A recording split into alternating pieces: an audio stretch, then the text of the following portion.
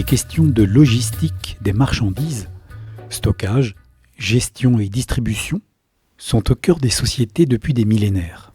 Nous en avons une preuve éloquente à Inzinzac-le-Christ pour l'époque gauloise, à 3 km au nord-est du bourg, au lieu-dit Kermat.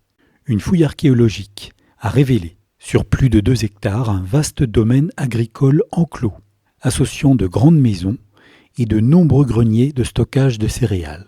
Une sorte de plateforme logistique de redistribution des denrées d'époque gauloise.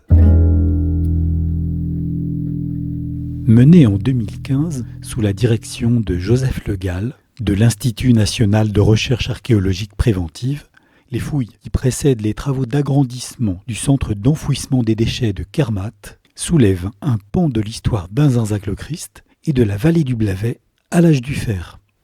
En 2 siècles d'occupation, entre le milieu du VIe siècle et le milieu du IVe siècle avant notre ère, le site connaît de nombreuses transformations, mais dans le respect de l'organisation générale initiale.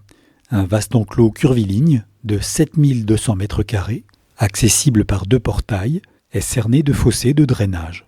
À l'intérieur, l'espace cloisonné de palissades compte plusieurs maisons, dont certaines très vastes, et des dépendances agricoles. En particulier, plusieurs dizaines de bâtiments de stockage sur plancher surélevé, des greniers. L'étude des restes de graines retrouvés fournit quelques indications sur les denrées stockées. Ces paysans cultivaient une grande variété de céréales.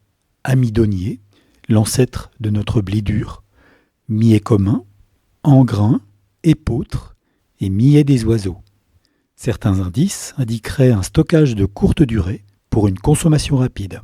La trentaine de greniers en usage au même moment permet d'envisager un dépôt total de plusieurs dizaines de tonnes de céréales. Contrairement aux apparences, Kermat n'est pas isolé. L'étude approfondie des documents anciens, de la topographie et des indices archéologiques permet d'identifier des axes de circulation anciens, en lien avec la voie antique Vannes-Quimper, qui passe à 3,8 km au sud.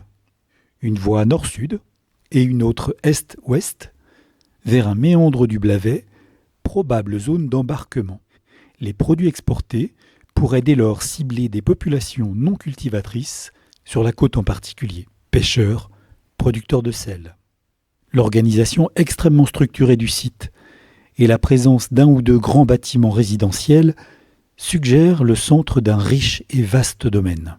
Mais beaucoup de données nous échappent, comme le statut des occupants, le site n'ayant livré aucun objet caractéristique d'une résidence d'élite, bijoux, céramique fine, éléments de statuaire.